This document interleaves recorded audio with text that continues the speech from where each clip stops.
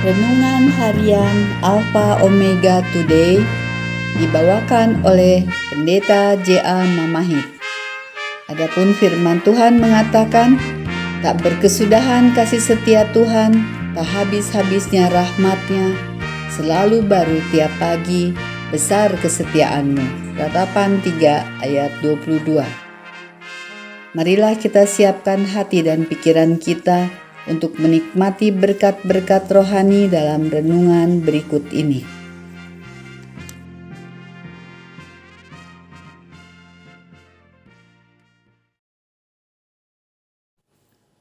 Shalom sahabat rohani, renungan harian Alpha Omega Today hari ini mengambil judul Pertemuan di Kalvari.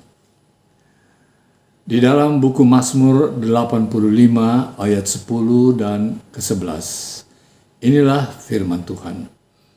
Sesungguhnya keselamatan daripadanya dekat pada orang-orang yang takut akan Dia, sehingga kemuliaan diam di negeri kita. Kasih dan kesetiaan akan bertemu, keadilan dan damai akan bercium-ciuman. Mari kita berdoa. Bapa di surga, curahan Roh Kudus kami mohon, agar benar-benar kami boleh mengerti akan kasih Tuhan melalui renungan yang kami akan ikuti pada hari ini, sehingga hidup kami senantiasa memuliakan nama Tuhan sepanjang kehidupan kami. Terpujilah nama-Mu dalam kehidupan kami Bapa, dalam nama Yesus kami berdoa. Amin. Saudara, keselamatan atau perjanjian keselamatan dibuat di surga antara Allah Bapa dan Allah Anak sebelum penciptaan dunia.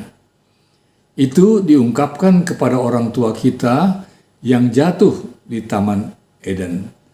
Itu disebut perjanjian baru sebagaimana yang tercantum dalam kitab Ibrani.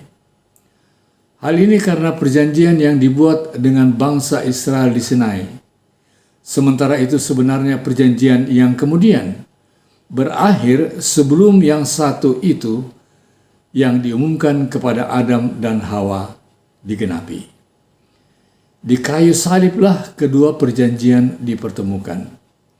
Disinilah mereka saling menyentuh sebagai tipe atau perjanjian Sinai dan anti-tipe perjanjian Eden. Darah Yesus sementara mengesahkan atau memeterai perjanjian yang semula tetapi baru, diumpamakan dengan darah hewan yang orang yang setia persembahkan selama perjanjian yang kedua yang pernah disediakan dilakukan oleh bangsa Israel. Salib adalah tempat di mana kedua perjanjian tersebut bertemu, di mana janji bertemu dengan penggenapannya, dan bayangan bertemu dengan substansinya, harapan bertemu dengan realitas, penantian bertemu dengan kenyataan, waktu bertemu dengan keabadian, dan setan, musuh utama Pangeran Immanuel, bertemu dengan kebinasaannya.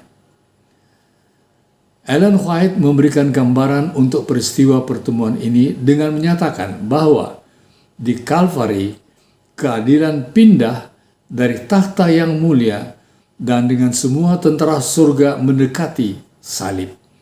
Di sanalah terlihat seorang yang setara dengan Allah menanggung hukuman untuk semua ketidakadilan dan dosa.